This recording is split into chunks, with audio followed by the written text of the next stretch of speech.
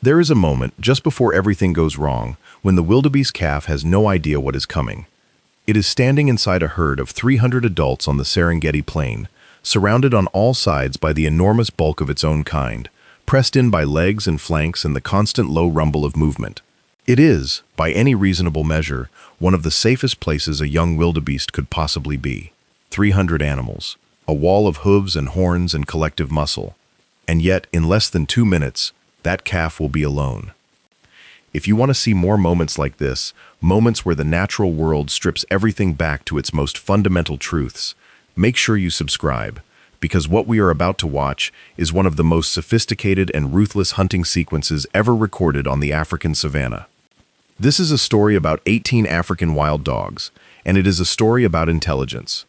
The Serengeti stretches across northern Tanzania and into Kenya in a vast rolling expanse of short grass and acacia scrub that seems, to the human eye, almost monotonously flat. But it is not flat. It undulates gently, rising into low ridges and dropping into dry seasonal watercourses called lugas, and these small variations in elevation matter enormously to the animals that live here. A slight rise in the ground can hide a predator. A shallow depression can swallow an entire pack. The landscape looks open, but it keeps secrets well. It is the dry season. The long rains have ended months ago, and the grass has been grazed down to stubble across wide stretches of the plain.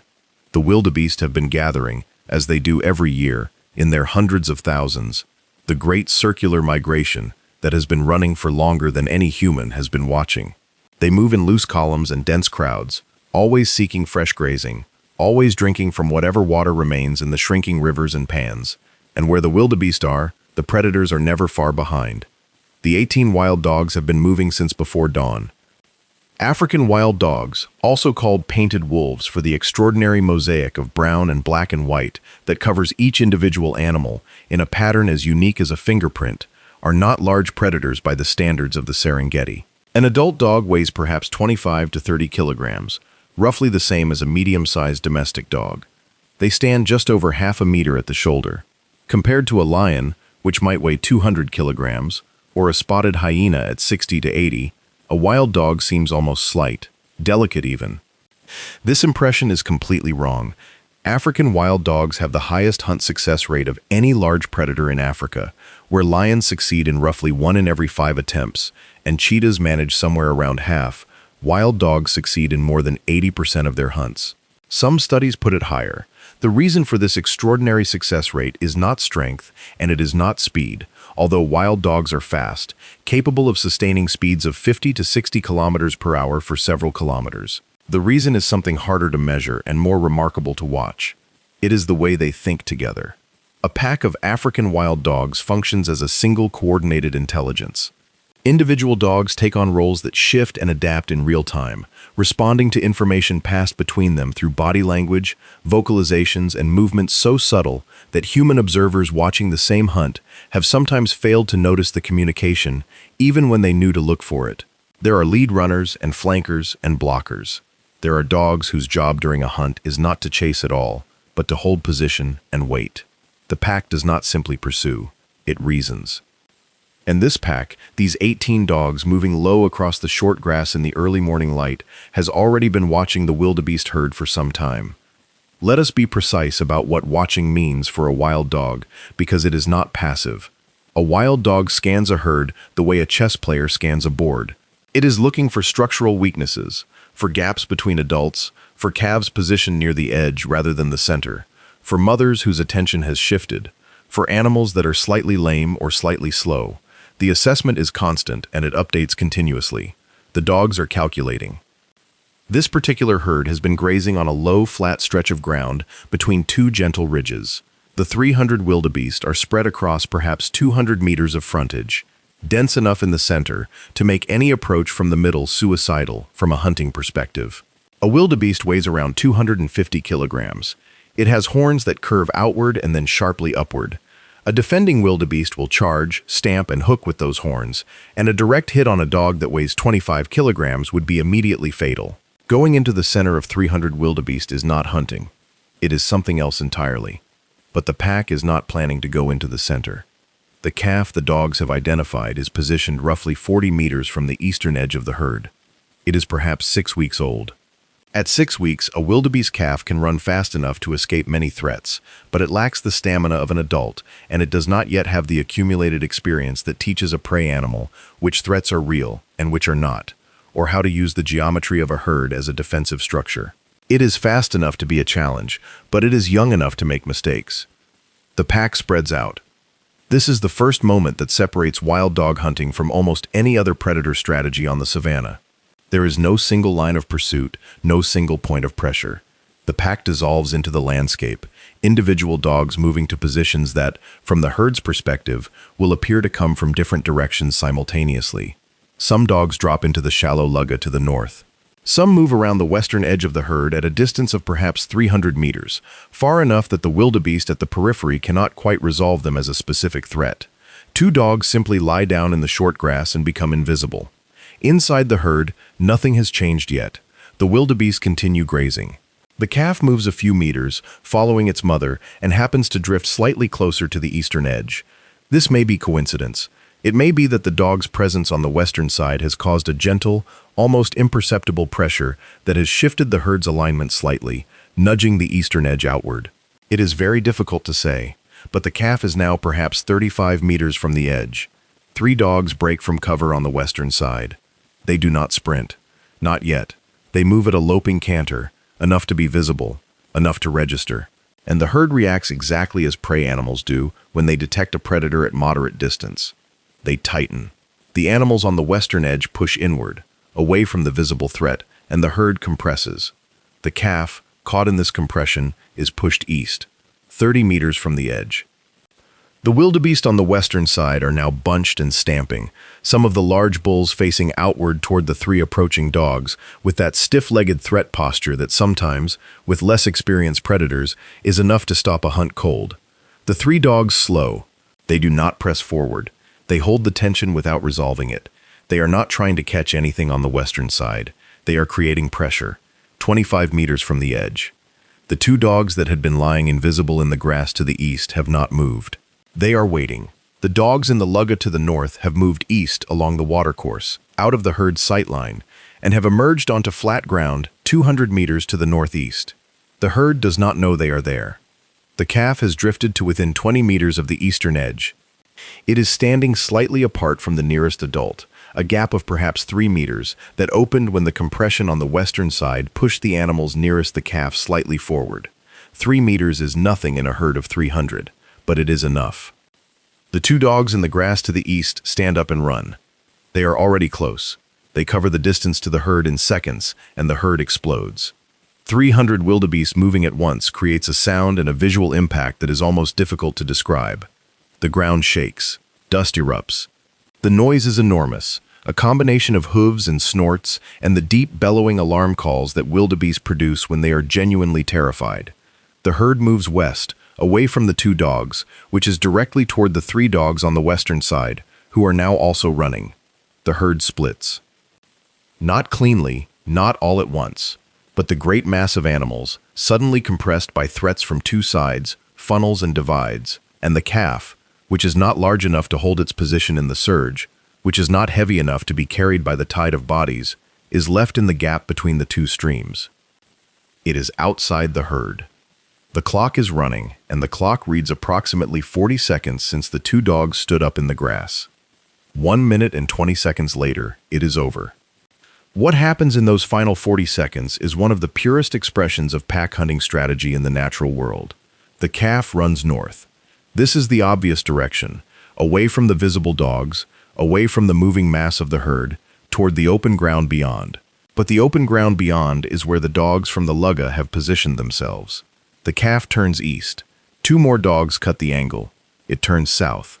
The 3 dogs from the western side have swung around. There is nowhere to go. The wild dogs do not pile onto the calf in a chaotic rush. That is not how they work. 2 dogs establish running positions on either side of the calf, matching its speed exactly, controlling the space it moves through without yet attempting to stop it. 1 dog comes from ahead, forcing the calf to veer. The veer is anticipated. A 4th dog is already there. The calf slows, not from exhaustion, not yet, but from confusion, from the geometric impossibility of the situation it is now in. It has been run into a corner that has no walls. The hunt ends. The herd is already 200 meters away and moving. The wildebeest do not stop and turn back. This is one of the hardest aspects of wildebeest behavior to reconcile with human intuitions about social protection and collective defense. 300 animals, many of them adults that could potentially drive off 18 dogs, simply run. There is no coordination of defense. There is no cavalry charge. There is a mother somewhere in that running mass who has just lost her calf, and she will call, and there will be no answer.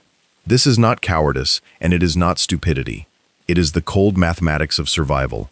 In a species that reproduces annually and produces tens of thousands of calves per migration cycle, the loss of one calf does not justify the risk of injury to the adults who are the breeding stock of next year's generation. A wildebeest that stops and charges 18 wild dogs is likely to be seriously injured or killed.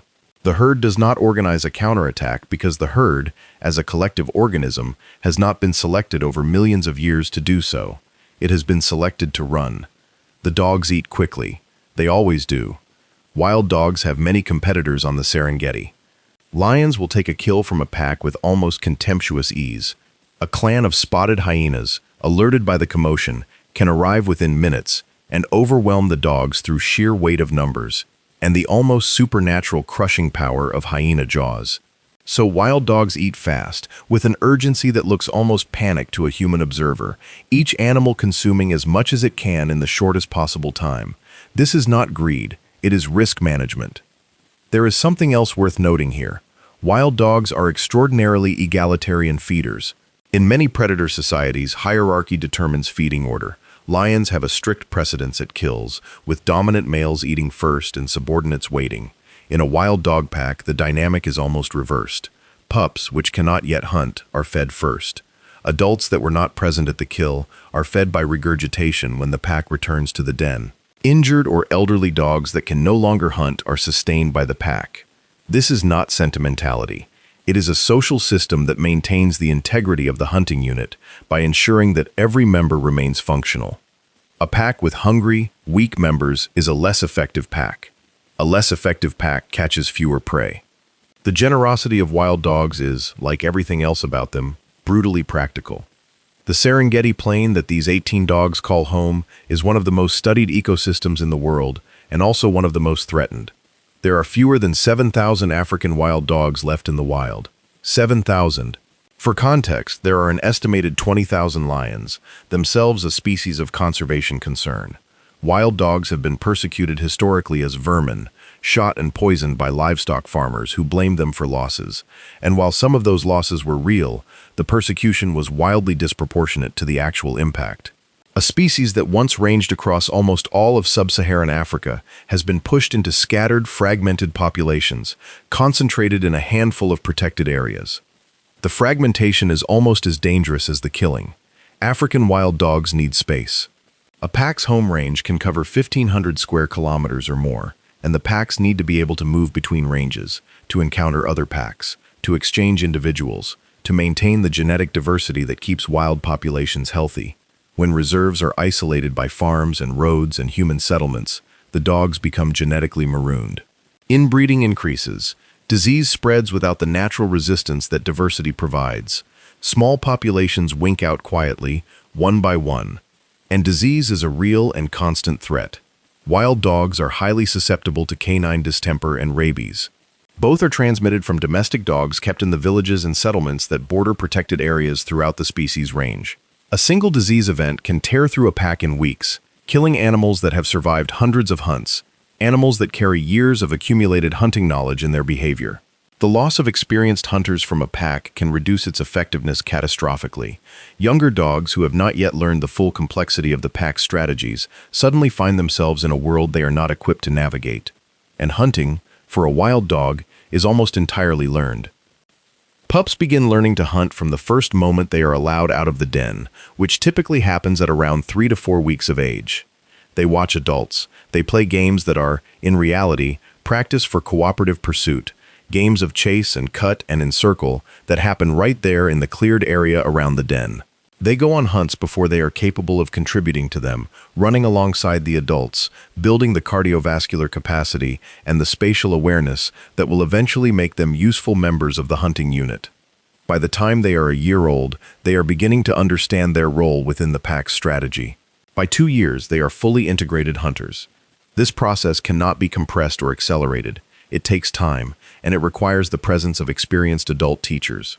When disease or persecution removes those adults, the knowledge they carry is gone. It cannot be recovered from a textbook or a wildlife documentary. It lives only in the behavior of animals that are still alive, still hunting, still passing it forward. This is why the pack matters so much. Not just as a social unit or a functional hunting team, but as an institution of knowledge. The 18 dogs that separated a wildebeest calf from 300 adults in under 2 minutes did not invent that strategy the morning they used it. They built it together over years of shared experience, refining it through hundreds of hunts, learning from failures and adjusting from successes. The hunt we watched is the product of a living curriculum that is continuously updated and perpetually at risk. Let us go back to the Serengeti. Let us go back to the moment before the hunt, to the pack moving low across the grass in the early morning light, because there is more to understand about what we are seeing. The pack has a structure. All packs do, though the structure of a wild dog pack is different from what most people imagine when they think about wolf-like social hierarchies. There is a dominant pair, an alpha male and alpha female, who are in most cases the only members of the pack that breed. This might seem harsh from a human perspective, a whole social group organized around the reproductive success of 2 individuals while everyone else contributes labor without genetic reward. But the suppression of reproduction in subordinates is not absolute, and in any case the relevant unit of genetic accounting is not the individual but the pack. The subordinate dogs are, in most cases, closely related to the breeding pair. They share genes. By helping the dominant pair raise pups successfully, they are indirectly propagating their own genetic material. This is kin selection, and it is one of the most powerful organizing principles in social evolution. The alpha female of this particular pack is approximately 4 years old, which in wild dog terms is approaching middle age. Wild dogs in the wild rarely live beyond 10 years, and most do not reach 7. She has bred twice before, producing 2 litters with a combined total of 17 pups, of which 12 survived to adulthood. 4 of those 12 are in this pack right now, running with her on this hunt. They are not pups anymore. They are hunters, shaped by the years of learning she participated in delivering. She ran on the eastern side today. She was one of the 2 dogs who stood up from the grass and triggered the herd split. She had been lying still for 11 minutes, not resting exactly, attending, reading the slow shift of the herd's alignment as the pressure from the western side worked its way through the crowd, waiting for the geometry to become favorable. The alpha male was in the lugga.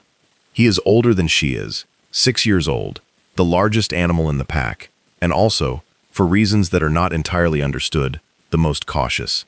In a pursuit, he is rarely at the front. His value to the pack is greatest in the moments after a chase begins, when the calf or the zebra foal or the impala has been cut from the group, and the pack needs to control the space around it. He reads the prey animal's movements and places himself where it will most likely go. He is frequently in the right place before the prey animal has decided to go there. This is anticipation, and it is one of the most cognitively demanding things a predator can do. It requires a model of the prey animal's decision-making process, an understanding of what choices will be available to the prey and which of those choices the prey is most likely to make. It requires the dog to reason not just about where the prey is now, but about where the prey will choose to go, based on the obstacles and pressures it is experiencing. This is the kind of cognition that we tend to think of as distinctively human, and it is happening in an animal with a brain the size of a lemon, running at 50 kilometers per hour across the Serengeti. The morning after the hunt, the pack rests. They have a favorite resting spot, a low rocky outcrop at the edge of a seasonal watercourse, where the rock holds warmth from the previous day's sun, and the surrounding grass is low enough to provide clear sightlines in all directions. The dogs sleep in a pile, bodies overlapping, the heat of each animal shared with the others. This thermoregulatory communalism is practical on cold mornings. And it is also something that observers who have spent long periods with wild dog packs consistently describe in terms that go beyond mere warmth sharing. There is, between wild dogs, an almost continuous low-level exchange of physical contact and vocalization. The greeting ceremonies that precede every hunt are well documented. Before the pack moves off, there is a period of intense social interaction. Dogs rushing to nose and lick each other, tails raised, the pack building itself from a collection of resting individuals into a coordinated unit.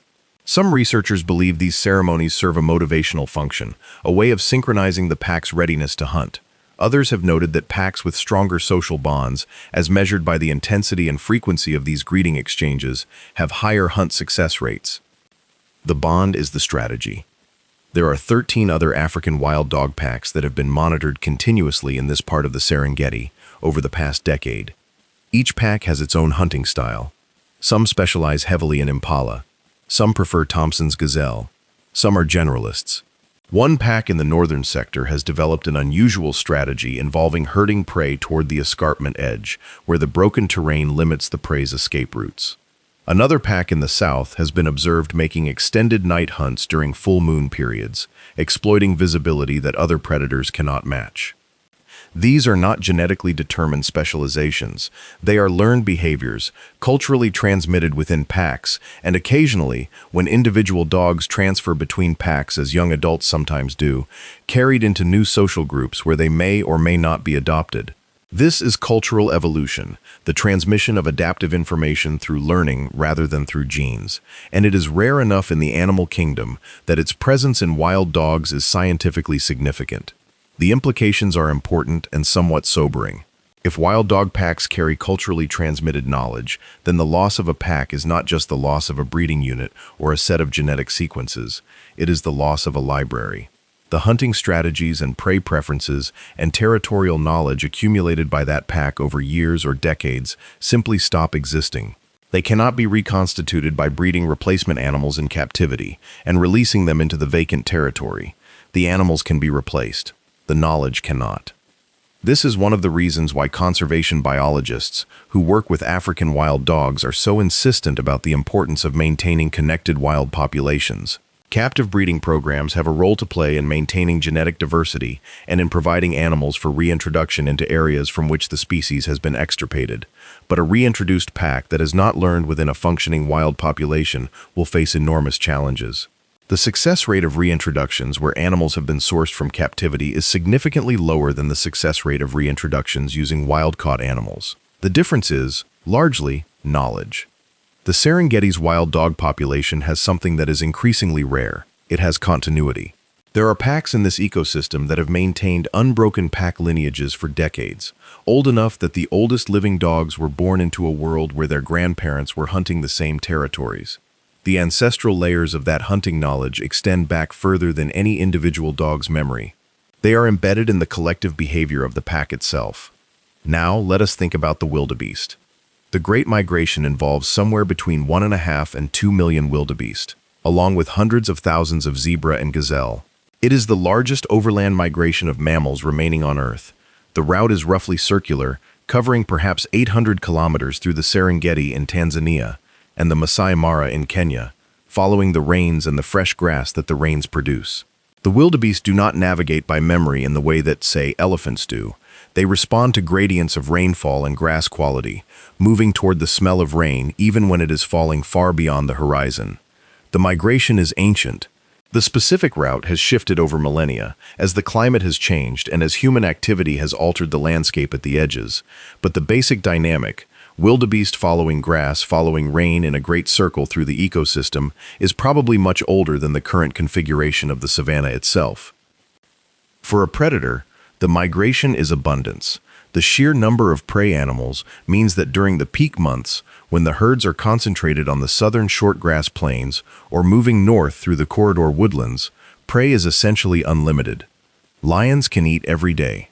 Crocodiles at the Mara River crossings may consume enough biomass in a few weeks to sustain them for months, and wild dogs can hunt with less of the energy-expensive long-distance pursuit that characterizes their dry season hunting, because the prey is dense and the opportunities are many. But the migration brings its own pressures. The concentration of prey attracts every predator in the ecosystem, and competition between predators during migration months can be intense.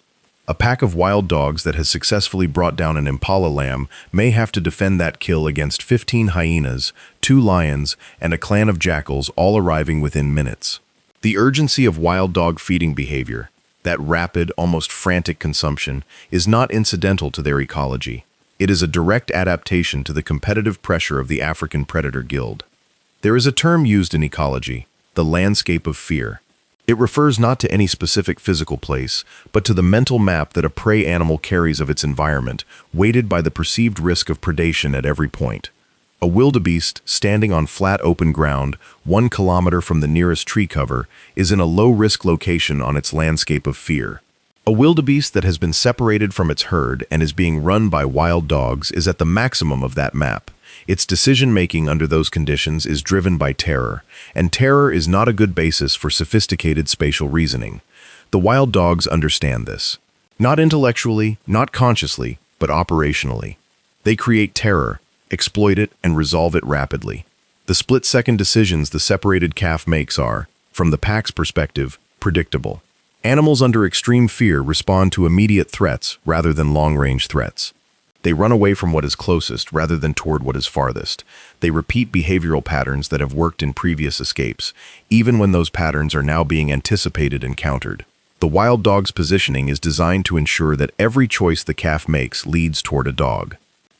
And this is worth dwelling on. It is not just that the dogs are fast. It is not just that there are 18 of them. It is that they have structured the hunt so that the prey's own fear-driven decisions assist the predators. The calf is, in a meaningful sense, cooperating in its own capture, not willingly, not knowingly, but as a consequence of the way its panic-driven decision-making interacts with the spatial structure the dogs have created. This is counterintuitive and uncomfortable, but it is real. And it is the core of what makes the African wild dog such an extraordinary predator. Most predators exploit the physical limitations of prey animals, their speed, their stamina, their ability to see in low light. Wild dogs exploit the cognitive limitations. They outthink their prey. By midday, the pack is resting again. The morning's hunt has been successful, and the feeding is complete, and the social order of the resting pile has reasserted itself. Pups from this year's litter, 9 of them, have been at the den site 3 kilometers away throughout the hunt, guarded by 2 adult dogs who remain behind. They will be fed when the hunters return. The adults will disgorge food for them, and the pups will rush the returning hunters in a chaos of excitement and licking that is, in its way, as precisely functional as everything else the pack does. The pup's enthusiasm triggers the regurgitation reflex in the adults. The feeding happens, the pups grow, the pack continues.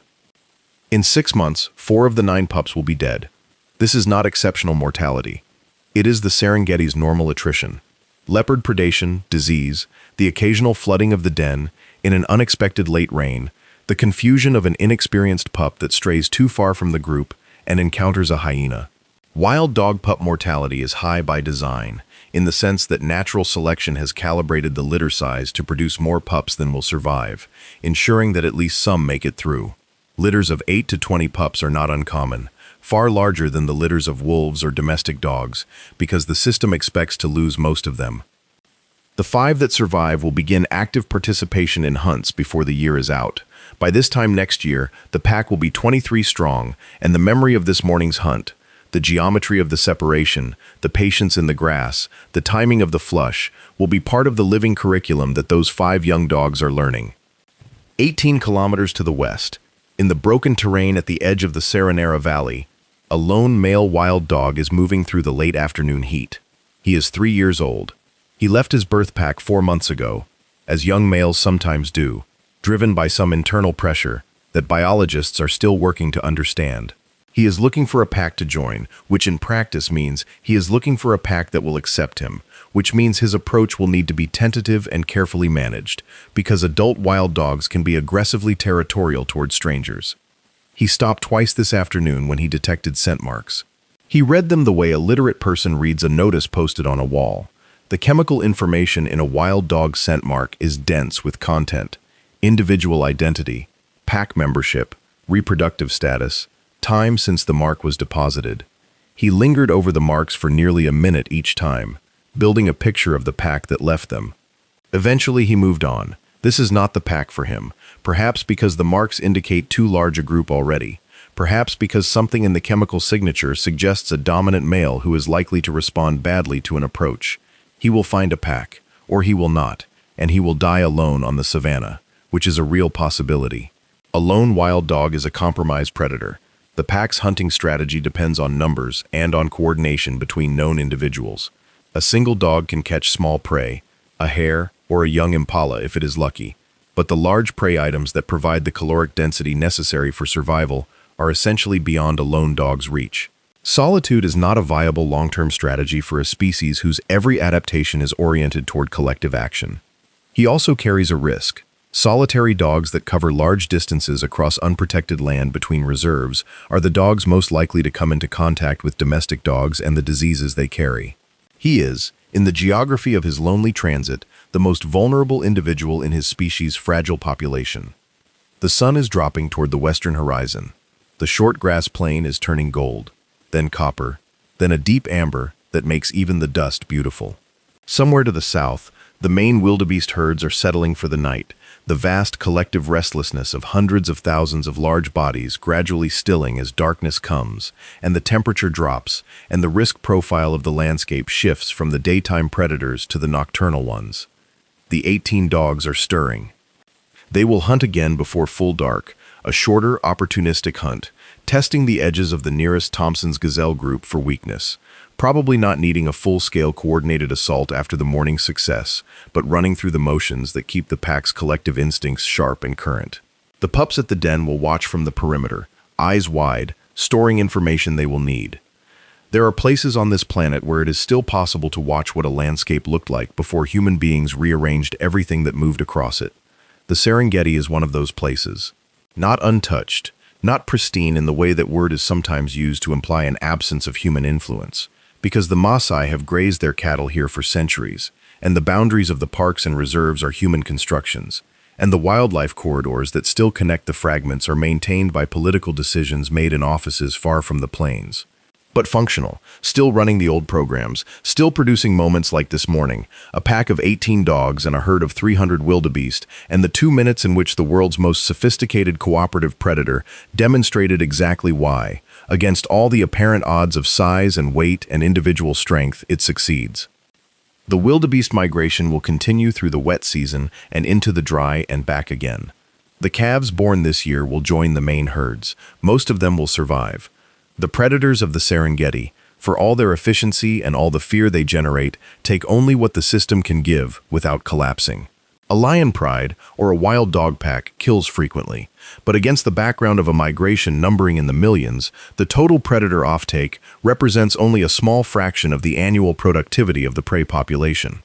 The system is balanced, not because anyone designed it to be, but because it has been running long enough that the unbalanced versions have already failed, and what remains is the version that works. The pack moves off into the late afternoon gold. 17 paws hit the ground in rhythmic near unison. 17 pairs of large rounded ears rotate forward, picking up the faint sounds of the gazelle herd 2 kilometers ahead. 17 noses read the complex chemical text of the breeze. The 18th member of the pack, the alpha female, runs at the center of the group, and if there is something that could be called authority in the way the others orient toward her without obviously deferring to her, it is the authority of experience. She has done this thousands of times. She knows things about the landscape ahead, about the behavior of the gazelle in this particular light and wind, that cannot be entirely articulated in any language but that express themselves perfectly and completely in the way she runs. The hunt is about to begin again. The calves born this season, the ones that made it through the separation and the fear and the chaos of the morning, and the month before the morning, and the year before the month,